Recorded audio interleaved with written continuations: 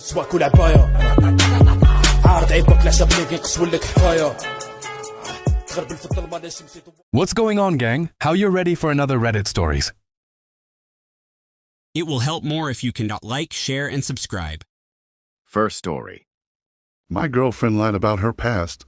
Me, M, 31, and my girlfriend F, 31, have been together for 9 months. It's a pretty good relationship. She's had one boyfriend in high school and another in college. She got back with her ex after college. She told me she dated the guys in between her ex and me. The second month she told me she's been with 9 men. Now, it's okay that she's dated and had her fun. I'm okay with a woman exploring and having fun on her life in moderation.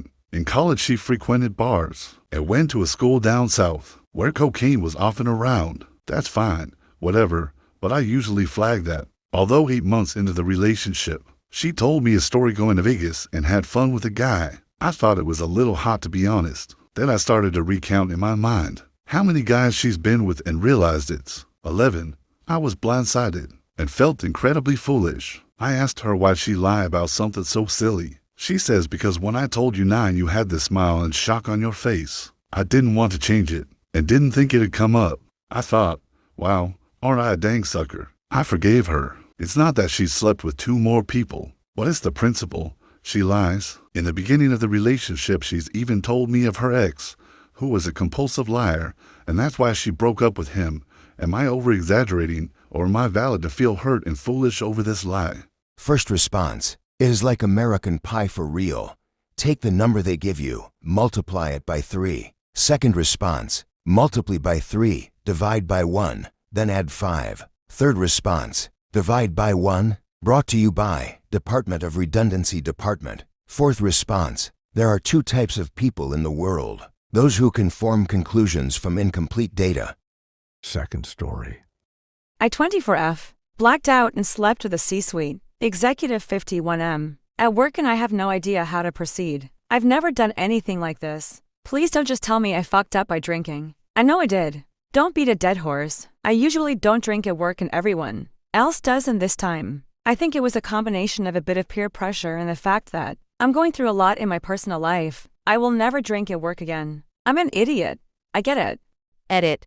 I am nearly certain I was not drugged, but I'll get a test. I just don't know how to interact with him. Moving forward, any advice on that would be appreciated. I work in a bit of a boys' club environment, where everyone goes out after big meetings and gets trashed. I'm the youngest by a long shot and was hired because I wrote an influential paper that got a lot of traction. Everyone else is married or divorced. I have never slept with a coworker, and this is the first one-night stand I've had in 4 to 5 years. I'm not this person. I haven't spoken much or spent much time around this guy, but he's a C-suite executive at my work. We went out and I don't even remember talking much to him. I talked to another friend of mine. The next day, I asked my friend how it was and said the last thing I remember is sitting and talking with you, and he said, yeah. It was obvious you got too drunk and you were kinda quiet and ready to go home. We all went back to the hotel and you sort of disappeared after that. I have no recollection of coming back to the hotel. No recollection of talking to this guy at the bars. Only before trying to get to know him a bit. I don't know if I initiated it,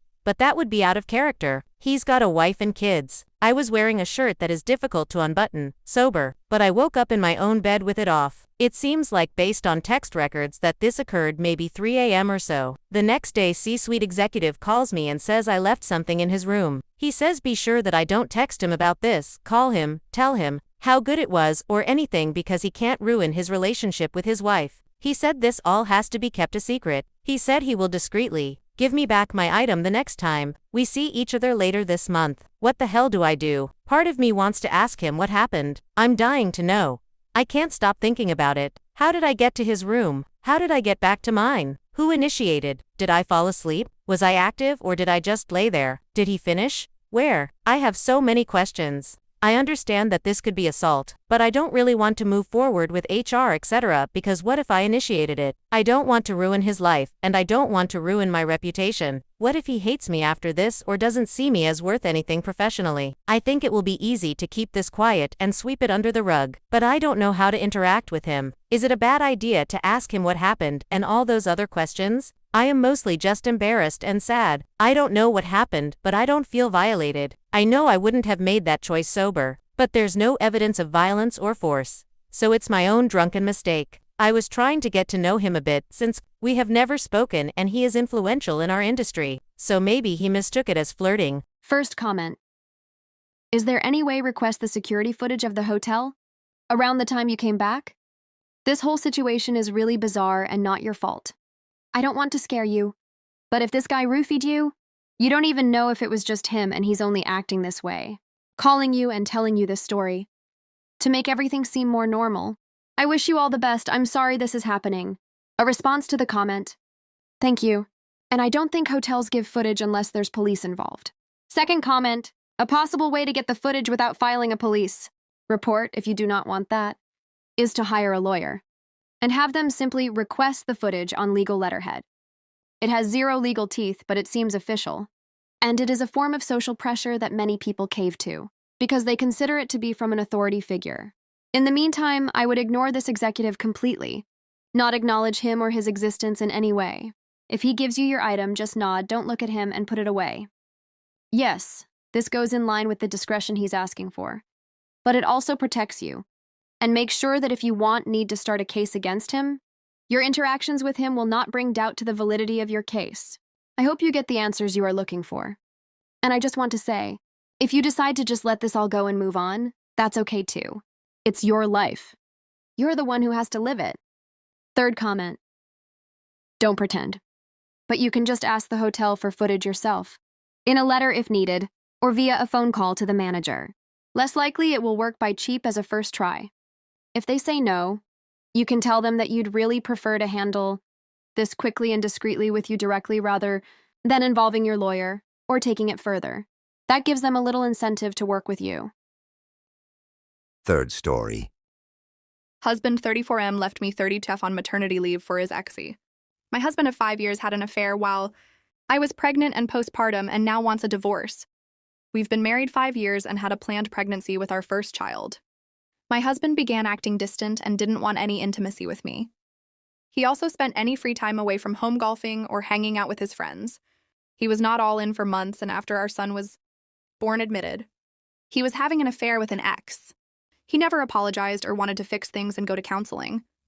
He said he has feelings for the OW and deserves to be happy. He has abandoned me and our 3-month-old son, and I never saw this coming. I thought we were happy and loved each other. He broke my heart and doesn't seem to care our baby won't be in a home with both parents. Why didn't he ever say he wasn't happy, and why didn't he want to save our marriage? Comment 1. Because he's selfish, that's why. Only selfish people who lack morals cheat on their pregnant and postpartum wives and leave them and the baby for their AP.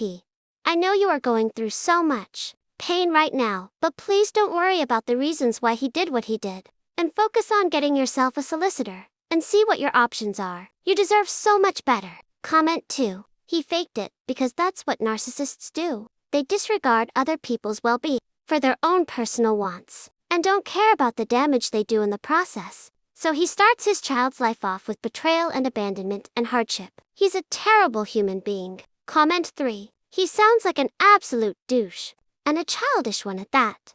He's always going to be the sort who thinks the grass is greener. Thank goodness you found out now, before wasting any more time on his sorry arse.